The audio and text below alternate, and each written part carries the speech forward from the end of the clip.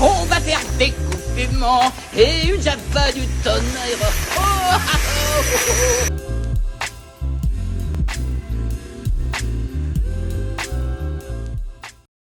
Salut tout le monde et bienvenue sur l'écran fou, et aujourd'hui page actu sur Disney, puisque bon bah ça y est, ça commence un petit peu à remuer au conseil d'administration et à la direction de l'entreprise de grandes oreilles, vu que Nelson Peltz s'affaire beaucoup plus qu'avant à changer les choses.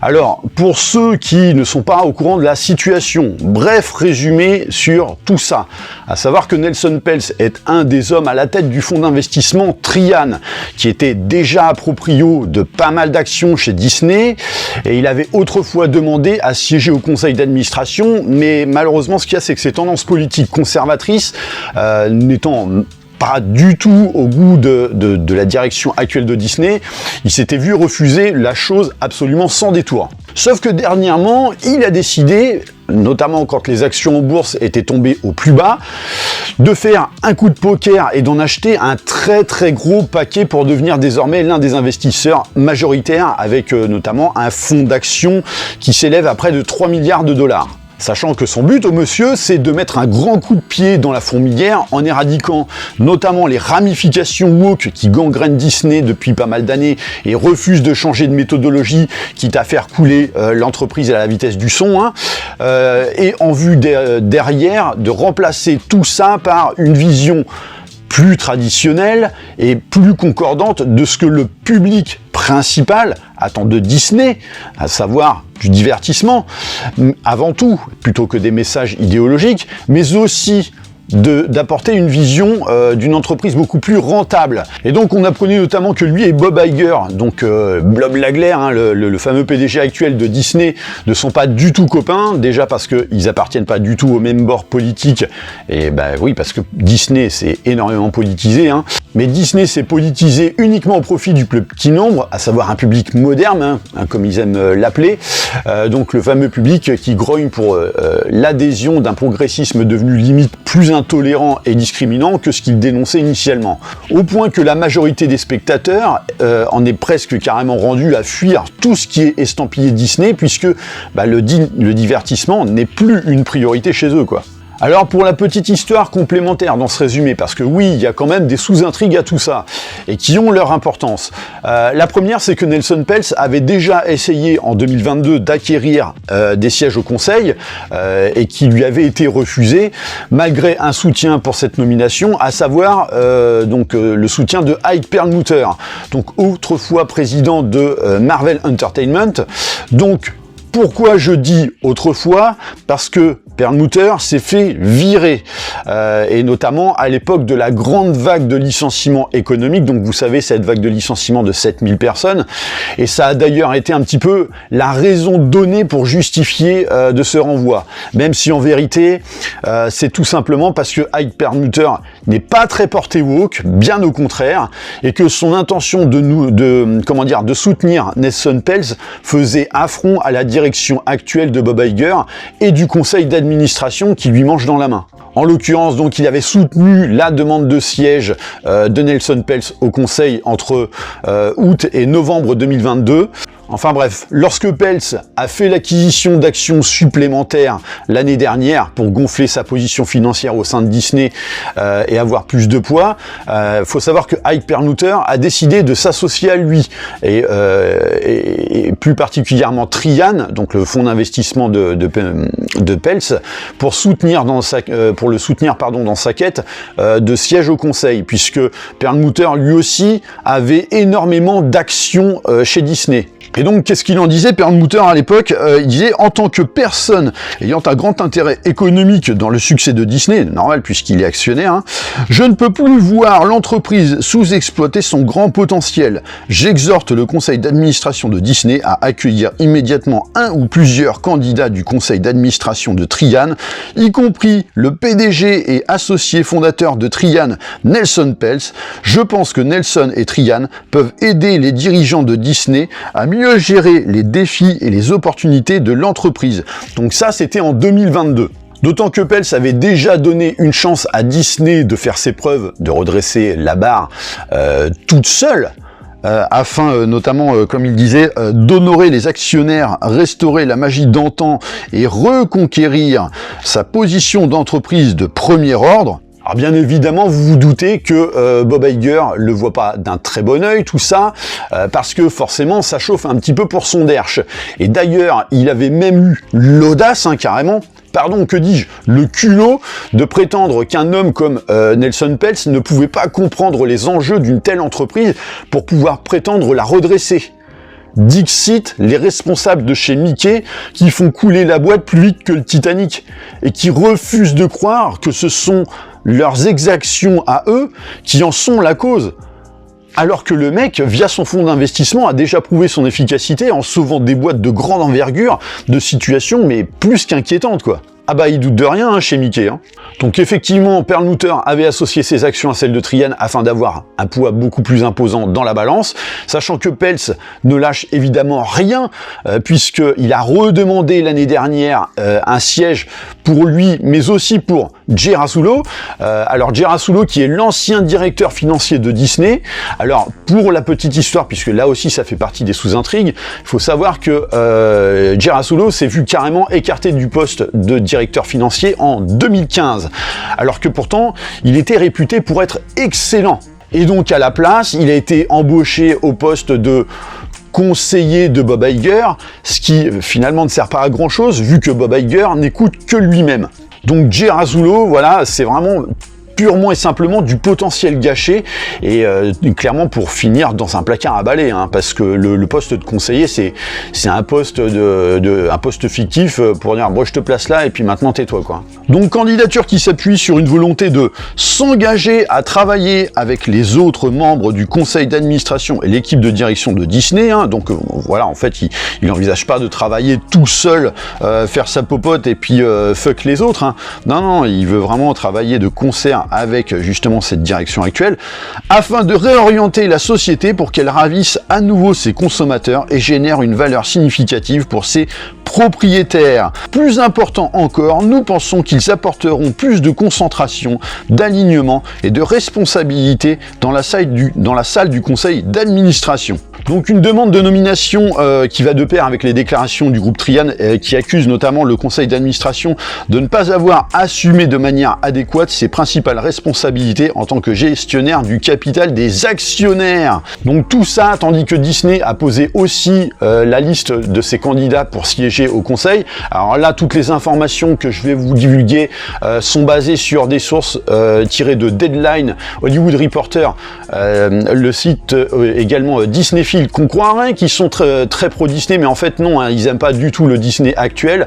Et puis également basé sur le site investing.com. Et donc là, ce qui est drôle effectivement pour justement contrer à l'intention de Nelson Pels de pouvoir siéger au conseil, le conseil actuel a fait en sorte de le discréditer en prétendant qu'il n'avait pas présenté une seule idée stratégique. Le foutage de gueule, tu sais. Donc en fait, on te met pas au conseil, donc toi le mec qui a redressé quand même un sacré paquet d'entreprises, parce que t'as pas voulu nous donner tes méthodes gratis, tu sais. En gros, on vote pas pour toi parce que tu donnes pas tes idées au conseil, qu'on ne veut pas que tu intègres toi-même.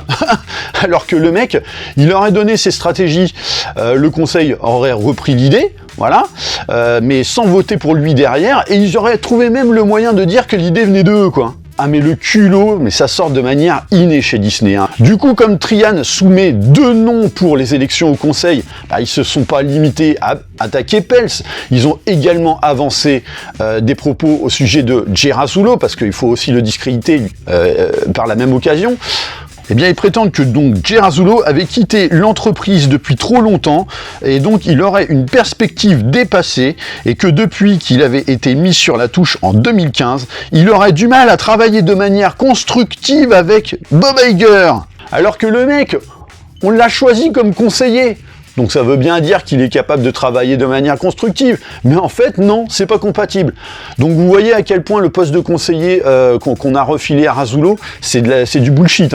C'est vraiment assieds-toi là et tais-toi. Mais alors en plus, venant de leur part, parlait de perspectives dépassées au sujet de Rasulo, alors qu'il était rattaché aux dernières années de finances à peu près acceptables de l'entreprise, tandis que eux-mêmes n'arrivent pas à sortir le bec de l'eau, c'est quand même osé, quoi. Mais en plus, user du terme de travail constructif, alors qu'eux-mêmes opèrent dans la déconstruction totale de l'entreprise, et pire, refusent de travailler avec qui que ce soit qui pourrait justement les sortir de la merde, parce que tu comprends, faut quand même pas toucher à notre idéologie, hein.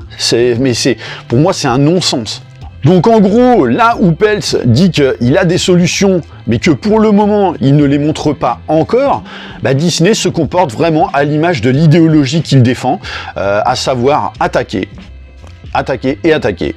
Comme tout bon petit woke qui se respecte. Mais sauf que Peltz, il vous a pas filé de stratégie, mais est-ce que vous en avez filé? Est-ce que on voit quelque chose? Parce que jusqu'à présent, à part de la destruction de l'empire Disney, vous ne faites absolument rien. Il n'y a rien qui apparaît en matière de progrès de la part de l'entreprise Disney. Si ce n'est que de temps en temps, ça remonte un petit peu sur le plan financier, parce que vous avez décidé de restreindre les budgets, ou alors directement de faire du licenciement. Ce sont les seules méthodes. Ou alors de revendre carrément des chaînes directes. Bon voilà quoi. C'est pas une stratégie de plein profit, c'est une stratégie d'économie. Alors que Disney, c'est censé représenter le profit quoi. Mais vous allez voir, je vous garde la contre-attaque de Peltz pour la fin, parce que vraiment c'est de la régalade. Et on sent vraiment que le mec, il y a une stratégie finement établie derrière tout ça, vous allez voir. Le mec, il n'a pas acheté davantage d'actions quand l'entreprise s'est écroulée pour rien. Hein. Et donc, ce jeudi 18 janvier, il y a le groupe de Burbank en Californie qui a rejeté l'admission de Peltz au conseil d'administration en diffusant donc une liste de 12 personnes choisies elles-mêmes par le conseil, mais c'est là où c'est regrettable, c'est que le conseil lui-même est gangréné, puisque n'oubliez pas que c'est ce même conseil qui a fait licencier Bob Chapek, donc l'ancien PDG de Disney. Et pourquoi ?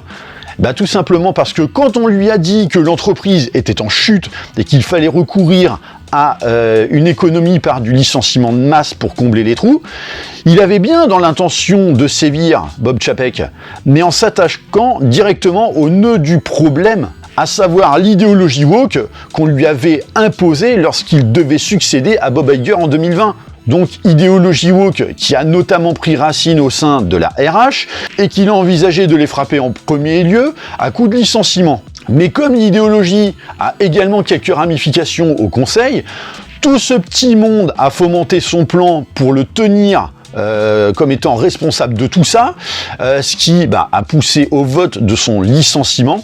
De toute façon, c'est ça, la méthodologie de l'idéologie woke. Chaque fois qu'ils détruisent des choses, c'est toujours de la faute des autres. Parce que il faut systématiquement se porter en plus en victime. Le wokisme, c'est se porter en victime en attaquant les autres. Donc vous voyez déjà à quel point le fruit est pourri de l'intérieur, quel que soit l'endroit où vous croquez dedans, quoi. Et donc à cela, Nelson Peltz a décidé de s'exprimer sur le sujet et donc a avoué que il trouvait, alors je cite, je trouve regrettable qu'une entreprise aussi emblématique que Disney, avec tant de défis à relever et d'opportunités à saisir, ait refusé de s'engager sérieusement avec l'un de ses principaux actionnaires. Ce qui n'est pas du tout déconnant de sa part, dans le sens où il représente un investissement de l'entreprise et considérable, puisqu'il fait partie désormais des plus gros. Mais là, c'est là le côté hyper malin du propos, qui va pas tomber dans les oreilles de sourds, c'est qu'il montre qu'en gros, t'as beau faire partie des plus gros financeurs de la boîte, le conseil s'en bat les steaks. Alors, vous autres, les plus petits investisseurs, autant vous dire qu'ils en ont encore moins quelque chose à foutre, quoi. Alors que pourtant, tous représentent les bouts de Chatterton collés au pied scié de la chaise sur laquelle Disney est assis, quoi. Donc vous le voyez un petit peu, l'appel du pied fait aux autres investisseurs, et vous allez voir que tout ça rentre vraiment dans une stratégie très bien huilée, parce que c'est pas fini, Peltz, il pose ses pions, Alors il aurait également affirmé vouloir poursuivre sa quête de siège en demandant le soutien d'autres actionnaires de l'entreprise afin de renouveler le conseil. Donc, ça concorde d'autant qu'il sait à quel point les actionnaires sont dans un état de colère actuel, au point qu'il y en a même qui portent plainte contre l'entreprise. Si en tant qu'actionnaire, un conseil d'administration d'une entreprise refuse que vous ayez un représentant alors qu'ils font mumuse avec votre fric sans retour sur investissement, mais les mecs vont rapidement le faire savoir, quoi. Et donc Pels a également ajouté, et là c'est intéressant justement pour voir comment ça fonctionne au sein de Disney, au lieu d'avoir un conseil d'administration composé d'administrateurs pouvant apporter une nouvelle perspective en vue de relever les défis actuels, Disney résiste au changement et demande aux actionnaires d'approuver un conseil d'administration essentiellement composé principalement d'administrateurs historiques. Donc voilà, il suffit juste d'avoir un nom et ça suffit, même si ça sauve pas les meubles, et de leurs successeurs choisis par leurs soins. Eh oui, choisis par leurs soins, ça veut tout dire. Bah oui, on va pas valider l'accession à un siège d'un mec qui veut bousculer notre petit confort dans lequel on se complaît. Parce que si Pels et Razullo y accèdent, ça, franchement, ça va être le bordel là-dedans. Il va vouloir tout chambouler, et notamment il y a un danger surtout pour Bob Iger, mais ça on va y venir. Et donc le groupe de Burbank a validé ce choix du conseil de rejeter la demande de Pels au motif que Disney avait déjà réalisé des progrès considérables dans la mise en œuvre d'une refonte en profondeur de l'entreprise. Mais comme je disais, ce qu'il y a c'est que c'est une politique d'économie et pas de profit. Et puis c'est surtout que finalement ça c'est en choisissant des gens qui pensent actuellement comme eux, comme le conseil actuel, et donc qui pensent mal, quoi. Et ce qu'il faut savoir, c'est que cette action n'est qu'un prélude à la guerre qui s'annonce, dans le sens où ce n'est pas parce que le conseil a soumis ses 12 noms que ça y est, c'est plié, c'est réglé, Vous allez comprendre. Et alors, le site investing.com a précisé dans un paragraphe, pour alimenter justement la situation de Mickey, que Disney a dû faire face à une concurrence féroce sur son principal service de diffusion en continu, un ralentissement de sa division de télévision traditionnelle et à des performances médiocres au box-office dans ses studios de cinéma de premier plan. Le cours de l'action de la société a également chuté de plus de 7% en un an, alimentant le mécontentement d'investisseurs activistes, comme je le disais tout à l'heure, tels que Trian et Blackwell's Capital. Mais bon, ils ne citent que ces deux-là, mais ils sont des centaines, justement, à avoir exprimé leur mécontentement. Donc voilà, ça fait déjà un sacré paquet de trucs qui est pointé du doigt vis-à-vis de Disney, et pourtant, c'est sans compter derrière les 7000 licenciements en un an auxquels s'en sont rajoutés d'autres finalement, mais qui n'ont pas forcément été évoqués, la baisse de fréquentation des parcs qui est quand même assez significative, les plaintes à répétition, et toutes les polémiques que se prend dans les dents l'entreprise, et plus encore quand il s'agit de Bob Iger, donc qui est quand même considéré comme le principal responsable de tout ça, alors qu'il essaye en plus, via des communiqués rassurants, de noyer le poisson, quoi. Mais là, ce qu'il faut savoir, c'est que pour le moment, les propos de Pels qu'on a vus précédemment, donc ça, c'était les premiers mots sortis suite à l'annonce des 12 noms choisis par Disney. Mais une fois le soufflet retombé, voilà ce qui s'est passé. En gros, c'est que dans un premier temps, alors pour répondre à l'attaque de Disney sur son manque d'idées, Pels a déclaré avoir donc un plan structuré qu'il diffusera lui-même dans les grands axes sur X, donc anciennement Twitter, et qu'il soumettrait une présentation complète et détaillée de sa stratégie aux actionnaires. Et là, Mickey est en sueur, très clairement, parce que là, ça veut dire qu'il a bien des solutions. Tout a été calculé depuis longtemps, et que au vu de son background, pour le contrer, ça va finir en duel du pot de terre contre le pot de fer. D'autant que Nelson, pour alimenter justement son idée, avance la chose suivante. Mais pour être clair, Disney doit redevenir le phare de la clarté stratégique et de l'exécution exceptionnelle. Aucun actionnaire de Disney ne devrait se contenter de l'imbroglio stratégique actuel ou avoir à subir une exécution défaillante sans avoir de compte-rendu. Donc là, il caresse une fois de plus les actionnaires dans le sens du poil, avant même que les mecs, justement, aient les yeux qui pétillent devant son plan de restructuration. Faut quand même savoir que là où Disney prétend que le mec est pas qualifié et n'a pas les épaules pour gérer tout ça, ses prouesses à Nelson Pels lui ont permis notamment de siéger actuellement au conseil de Cisco, Wendy's, Mondelez, Procter & Gamble et la Madison Square Garden Company, entre autres. Mais ce qu'il faut savoir, c'est que par rapport à tout ça, c'est là où je voulais en venir tout à l'heure, et qui fait peur à Disney, c'est que le site investing.com précise aussi qu'une chose qu'on savait déjà, c'est que l'objectif de Pels, via donc cette demande de siège au conseil, c'est de pouvoir procéder au remplacement dans les plus brefs délais de Bob Iger à la tête de Disney. Et ben oui, vu qu'il est en très grande partie responsable du fiasco actuel de l'entreprise. Mais sauf que malheureusement, Bob Iger, il est bien dans son petit confort quand vous allez voir justement par la suite combien il gagne par mois et qu'il s'est mis son contrat jusqu'à 2026. Et il n'a pas envie de partir en retraite avec un salaire comme ça. Hein. Et bon, sachant que en plus Bob Iger, alors c'est un petit filou, hein, mais il était revenu soi-disant à la rescousse juste pour assurer une transition suite au licenciement de Chapek, afin de trouver un successeur. Donc en 2022, et que le mec il s'est octroyé le poste sur un contrat de 5 années. Et là où Pels va appuyer, où justement ça fait très mal, c'est-à-dire au portefeuille, et notamment quand il s'agit de celui des actionnaires, et bon, le mec en plus il a fait ses petites recherches, hein, puisque bon, il dénonce la chose suivante, l'ensemble du conseil d'administration de Disney, y compris Bob, donc Bob Iger, possède des actions d'une valeur inférieure à 15 millions de dollars. Donc c'est une somme dérisoire, hein, pour ensuite venir dire à des gens qui en ont investi des milliards que bon, en fait ils sont pas à la hauteur ni légitimes à venir gérer tout ça. Surtout quand en plus tu fais couler la boîte face à des mecs comme Nelson Peltz qui à eux seuls pèsent des milliards. Cela ne représente pas un engagement énorme envers cette société. Ah bah c'est sûr que bon, 15 millions de dollars entre le PDG et le conseil d'administration, c'est pas dingue, hein. Compte tenu des honoraires, etc., qu'ils perçoivent en tant qu'administrateurs ou dirigeants de cette société. Traduire ici donc, à eux tous, ils ont à peine 15 millions de dollars, alors qu'ils ont tous des salaires de maboule. Et d'ailleurs, on va y venir, hein. Et si vous voulez parler de Bob, sachez que Bob a retiré 1 milliard de dollars de cette entreprise depuis qu'il est là. 1 milliard. Donc en gros, Peltz dénonce clairement le fait que les hauts dirigeants font mumuse avec l'argent des autres pour couler la boîte, mais visiblement pas le leur, quoi. Hein. Et qu'ensuite ils viennent faire des leçons à ces investisseurs en leur disant qu'ils ne sont pas aptes à pouvoir gérer l'entreprise financièrement. Et c'est d'autant plus important à prendre en considération que récemment, le salaire annuel de Bob Iger sur l'année 2023 a fuité, et ça a fait hurler de partout, puisque bon, il est quand même question de 31,6 millions de dollars en un an, soit presque le double par rapport à 2022, tandis que, à côté de ça, il déglingue son entreprise, il se paye double.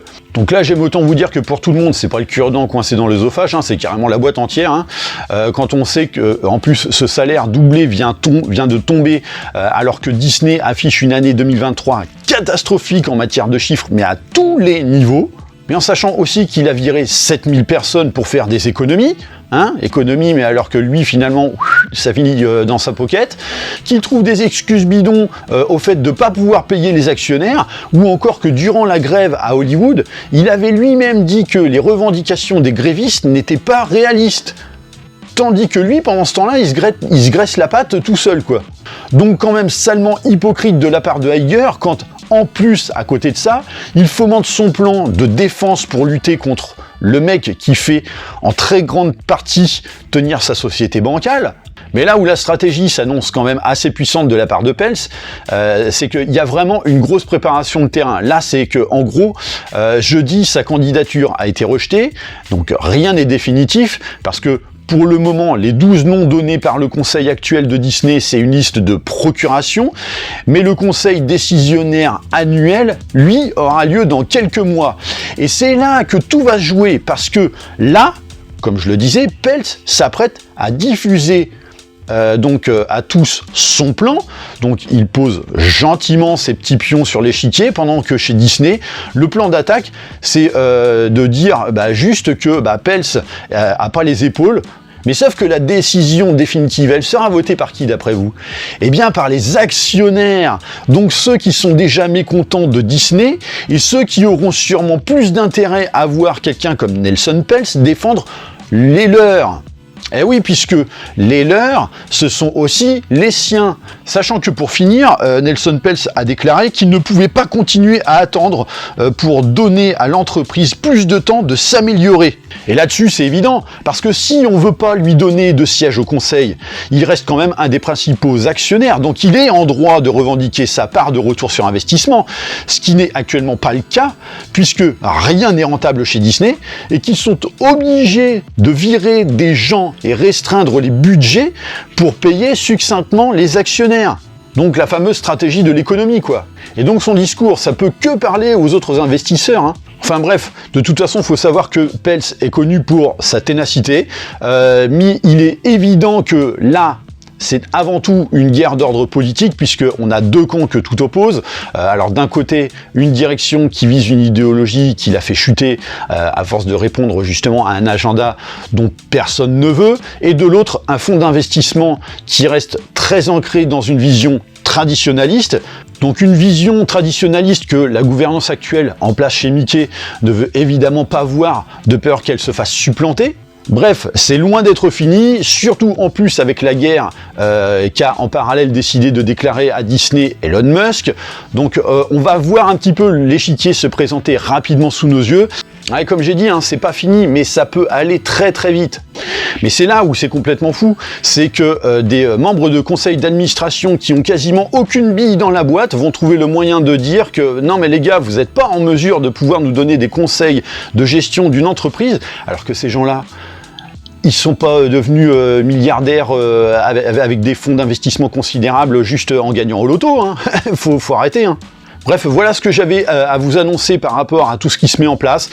N'hésitez pas à me dire dans les commentaires tout ce que vous pensez par rapport à cette situation. Bien sûr, pensez à liker et partager la vidéo. Pensez à vous abonner à la chaîne de manière à vous tenir informé des prochains contenus. Et je vous dis à très bientôt pour une prochaine vidéo. Allez, bye!